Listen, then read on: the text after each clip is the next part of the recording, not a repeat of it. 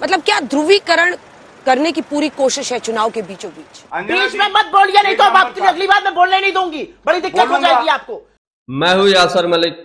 सिर्फ और सिर्फ झूठ बोलने का काम जब खुद प्रधानमंत्री कर रहे हैं तो ये बेलगाम प्रवक्ता कौन सा सच बोलेंगे? मैं बिल्कुल गाली वाली आंटी को टोकता नहीं, लेकिन और आप देख रहे हैं अपना YouTube चैनल YS3 न्यूज। क्या करने वाले आप? 15 सेकंड के अंदर पुलिस को उठाके चलो बताओ हमको, क्या हम सबको एक साथ कत्ल कर देंगे, क्या हमारा नरसंहार कर देंगे? आपको डर लगता है कि फिल्म फ्लॉप हो जाएगी तो आप मुस्लिम्स का एक आइटम नंबर डाल देते हैं, फुटबॉल बनाए हैं उनको।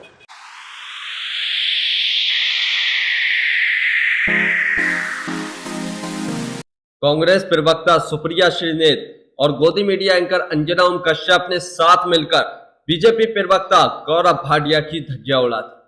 गौरव भाटिया डिबेट के अंदर बदतमीजी करने पर उतर आए, तभी सुप्रिया श्रीनेत को गुस्सा आ जाता है और साथ ही साथ अंजना ओम कश्यप को भी गुस्सा आ जाता है।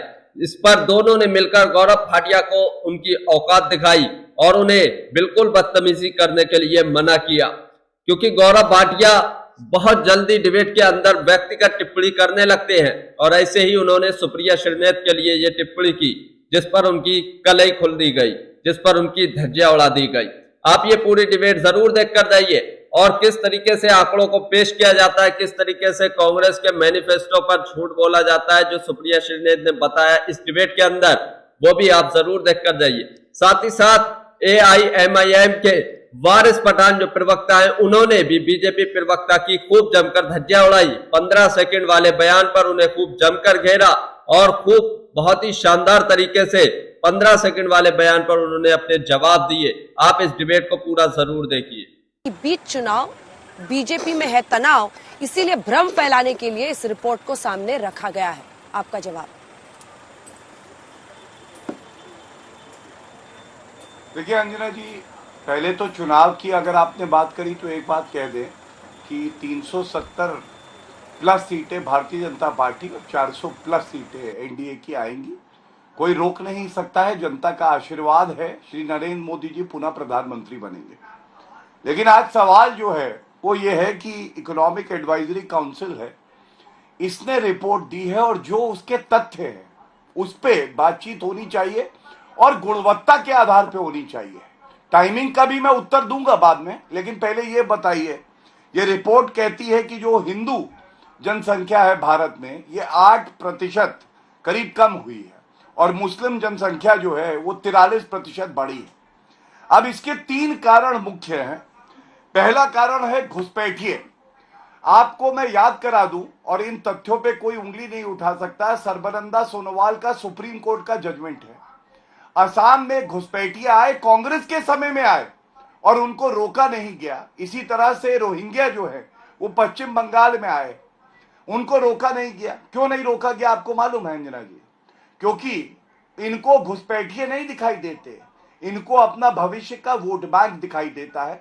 जब से नरेंद्र मोदी जी आए हैं घुसपैठियों को रोका भी गया और यह भी सुनिश्चित किया जाएगा कि उनको वापस कैसे भेजें। ओवैसी का वक्तव्य सुनिए, तुम लोग ज्यादा बच्चे पैदा करो, मुसलमानों को बता रहे हैं, क्योंकि हमें राज कैसे करेंगे अगर बच्चे पैदा नहीं होंगे।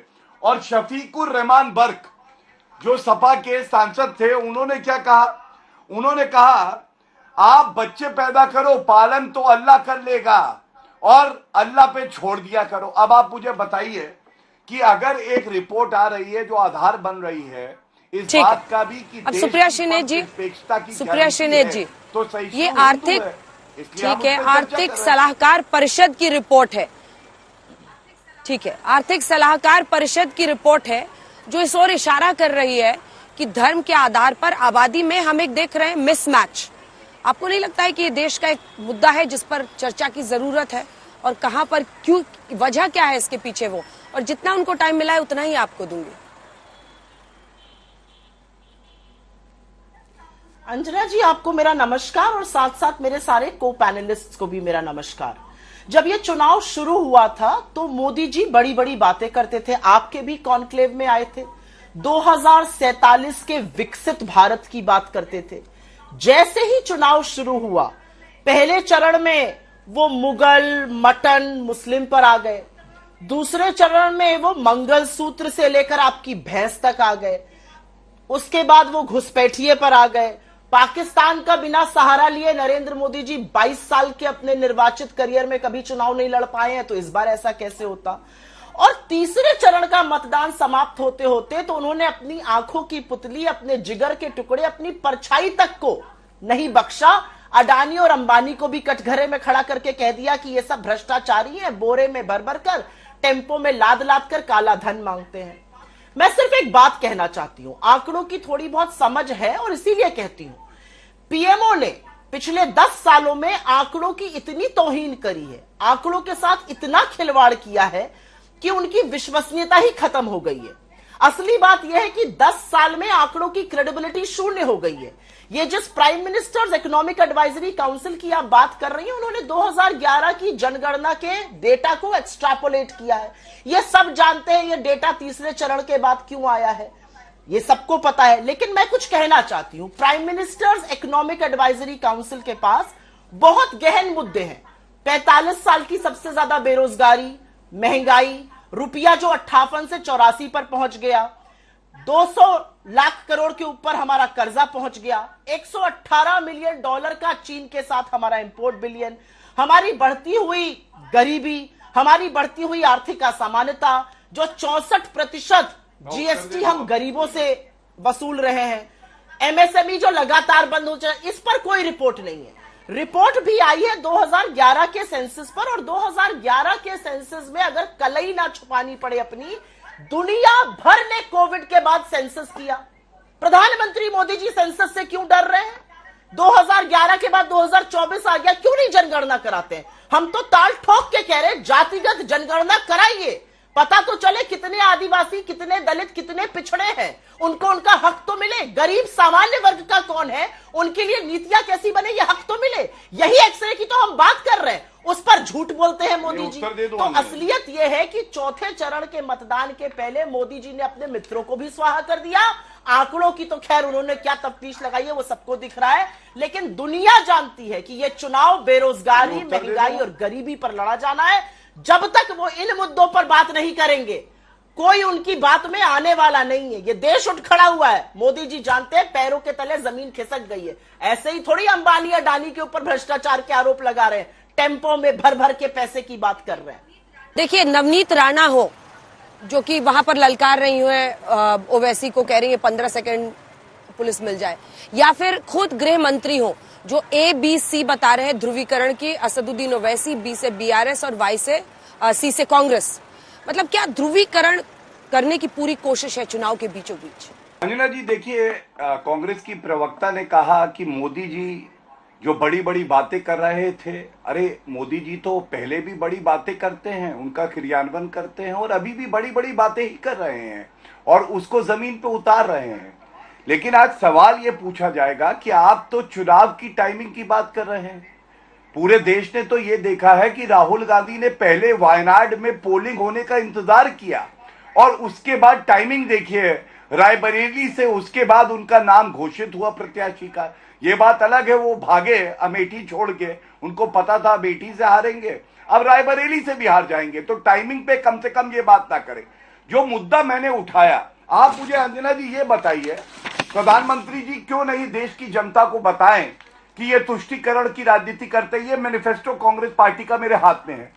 यहां पे क्यों लिखा है बहुसंख्यकवाद के लिए जगह नहीं है भारत में?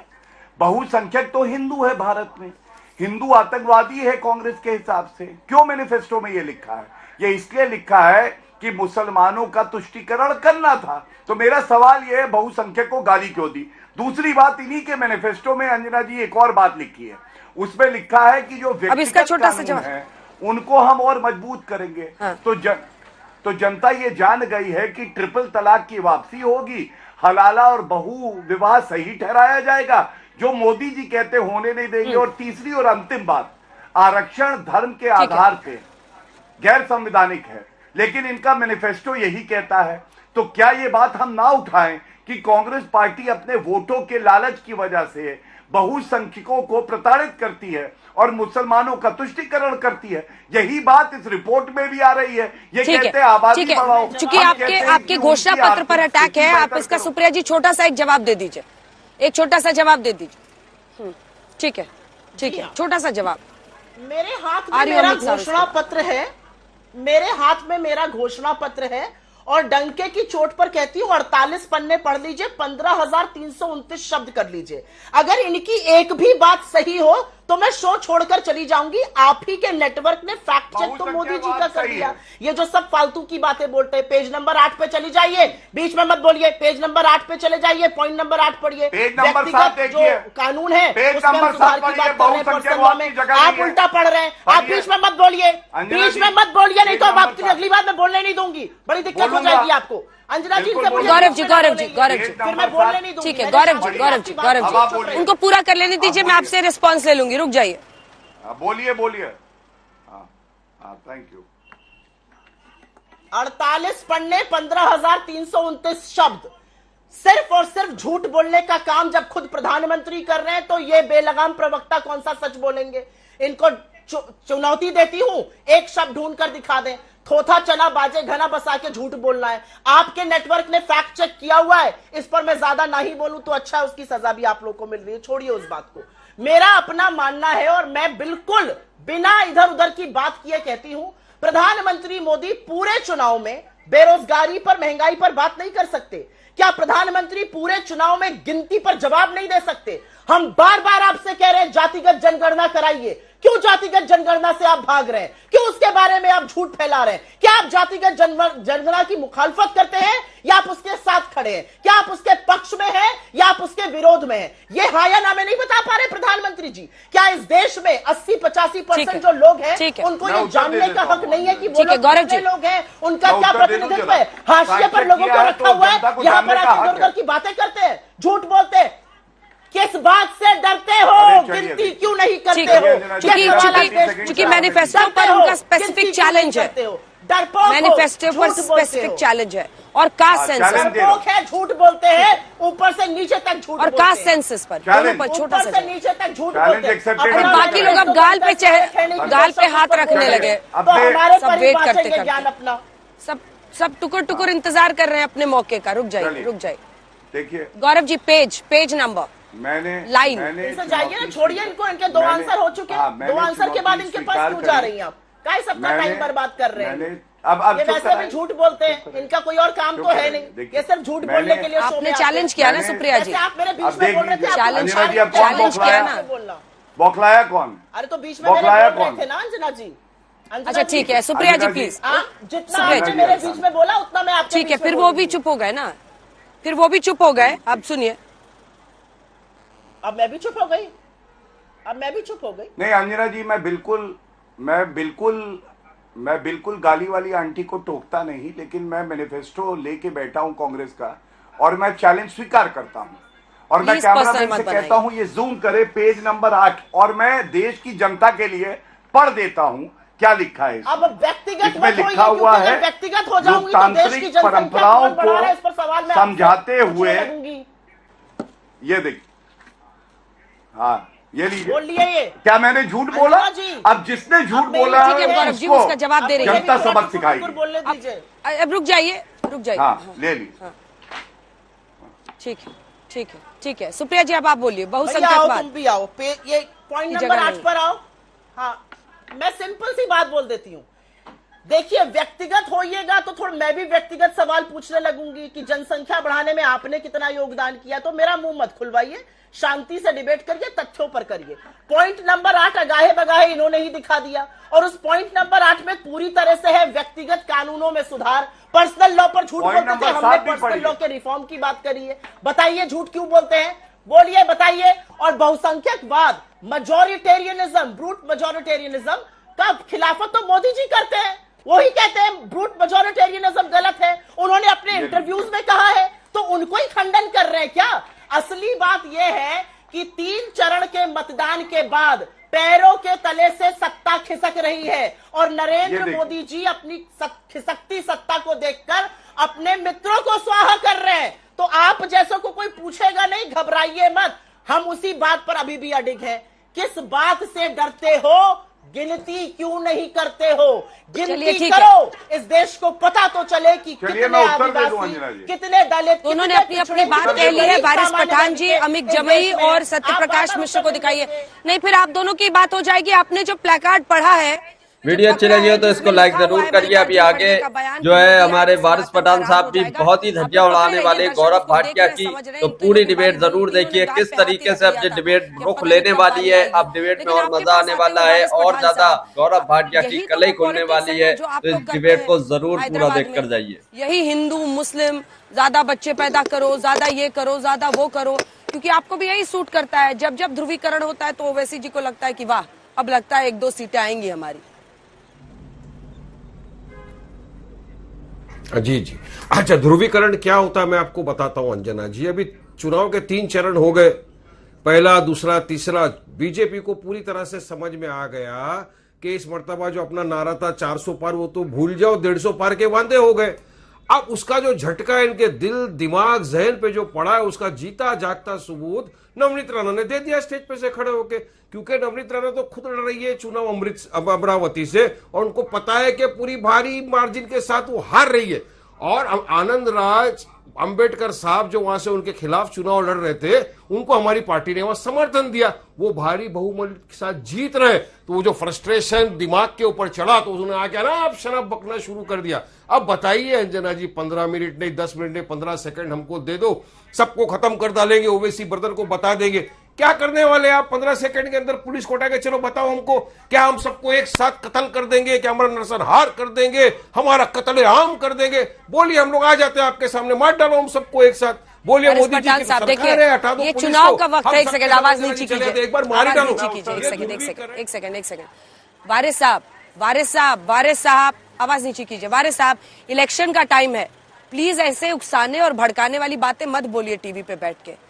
नवनीत राणा ने जो कहा वो एक हेट स्पीच है, डायरेक्ट थ्रेट दिया है, पोलराइज करने की कोशिश की है, नफरत फैलाने की बात की है उन्होंने। तो अब वहां का पुलिस प्रशासन क्यों सब खामोश बैठा है? इलेक्शन कमिश्नर जो चुनाव लड़ा रहा है वो क्यों खामोश बैठा है? अगर ये अल्फाज वारिस पठान ने इस्तेमाल किए होते, खाली आपके चैनल पर मैंने थोड़ा बोल दिया, तो आप इतने गुस्से में आ गए कि नहीं आप इस तरह का इस्तेमाल मत करिए, मेरे खिलाफ तो अब तक FIR हो जाते, मुझे तो जेल में डाल दिया जाता। अब क्यों सबके सब खामोश है? और नवनीत राणा को अगर इंस्पायर ही होना था ओवैसी साहब से, तो जाके उनका हॉस्पिटल देखती, जाके उनकी स्कूल देखती, जाके उनका काम देखती, तो उनको समझ में आता कि क्या काम किया है वहां पे हैदराबाद के अंदर। मगर नहीं, ये फ्रस्ट्रेशन और ये किस पे निकालेंगे? तो बस सीधा मुसलमानों को टारगेट करो। अरे 2002 से भाजपा, मोदी जी यही तो करते आ रहे अपनी सियासत चमकाने के लिए।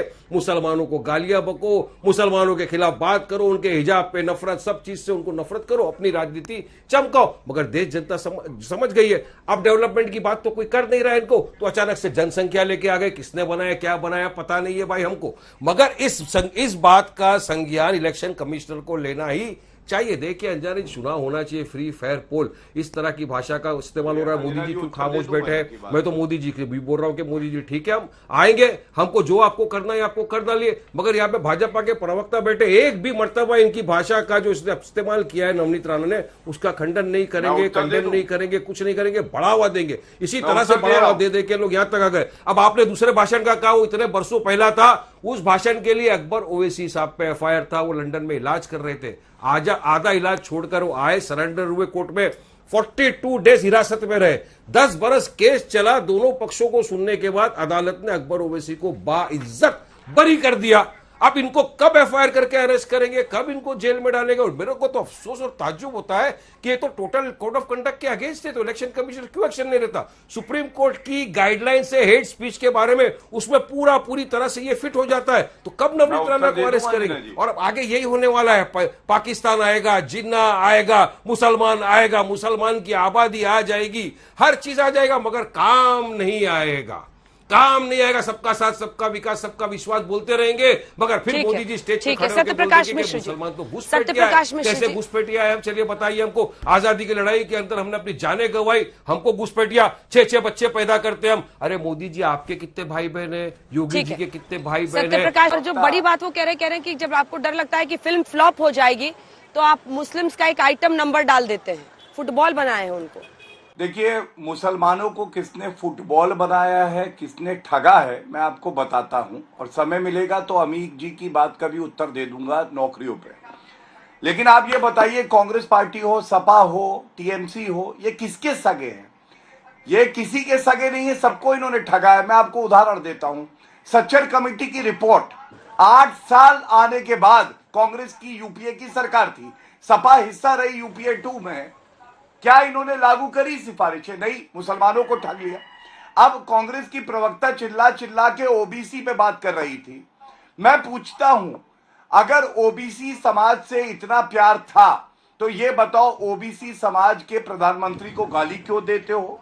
ये बताओ कि एएमयू में और जामिया में आपने जो एससी एसटी ओबीसी वीडियो अच्छी लगी हो तो इसको लाइक करें। अगर आप भी गोदी मीडिया विरोध करते हैं तो हमारे चैनल YST न्यूज को अभी सब्सक्राइब करें।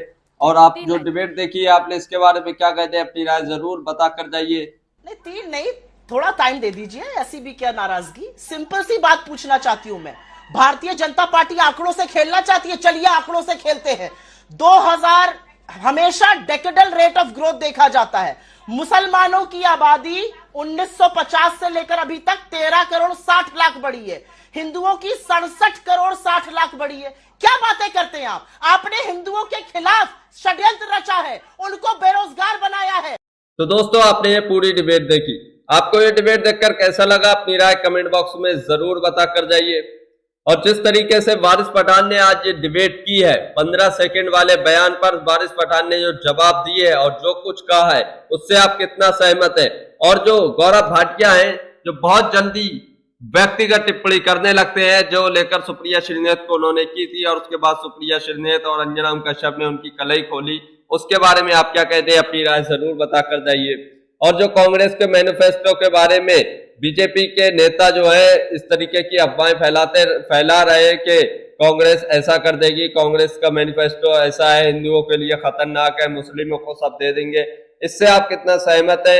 क्या ऐसा वाकई में हो जाएगा या सिर्फ ये अफवाह है, ये एक तरफा ये पोलराइजेशन करने की चाल हो रही है? इसके बारे में आप क्या कहते हैं, अपनी राय जरूर बता कर जाइए। और अगर आप गोदी मीडिया का विरोध करते हैं तो हमारे चैनल YST न्यूज को अभी सब्सक्राइब करें, वीडियो को लाइक करें, हमें खूब ज्यादा सपोर्ट करें।